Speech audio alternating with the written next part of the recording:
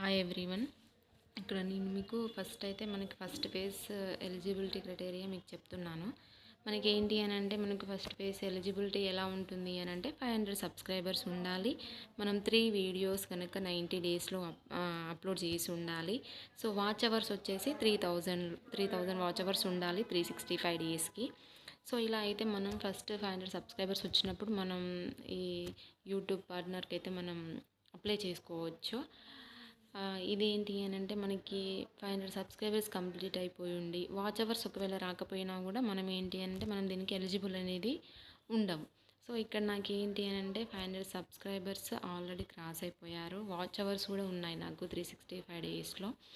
So నాకు ఏంటి అని అంటే మెయిల్ కూడా వచ్చింది. సో నేను ఇక్కడ అప్లై నౌ అనే ఆప్షన్ కనిపిస్తుంది కదా, అక్కడ ఏంటి అని అంటే అప్లై చేయలేదు. సో నేను 500 సబ్స్క్రైబర్స్ వచ్చినప్పుడు ఏంటి అని అంటే నాకు మెయిల్కి అప్లై చేసుకోండి అని చెప్పేసి మెయిల్ కూడా వచ్చింది నాకు. సో అప్పుడు ఏంటి అని అంటే నాకు యూట్యూబ్ గురించి సరిగ్గా తెలియక ఇది కొంచెం నాకు దాని మీద అవగాహన లేక ఏంటి అంటే నేను ఇగ్నోర్ చేశాను మెయిల్ని. సో ఇప్పుడు అప్లై చేద్దామంటే అది ఆప్షన్ అనేది నాకు చూపించట్లేదు.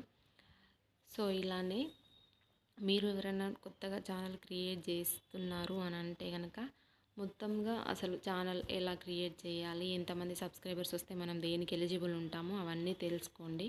ఇక్కడ చూడండి నాకు ఆల్రెడీ మెయిల్ వచ్చింది. ఇక్కడ యూట్యూబ్ నుంచి నాకు మెయిల్ వచ్చింది.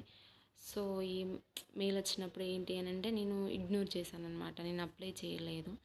అప్లై చేయకుండా ఉండకపోయేసరికి ఇప్పుడు ఏంటి ఆఫ్టర్ 2 మంత్స్ నేను ఇప్పుడు ట్రై చేస్తే అది అసలు అవ్వట్లేదు. క్రియేట్ చేసేటప్పుడు అన్నీ తెలుసుకొని పెట్టండి.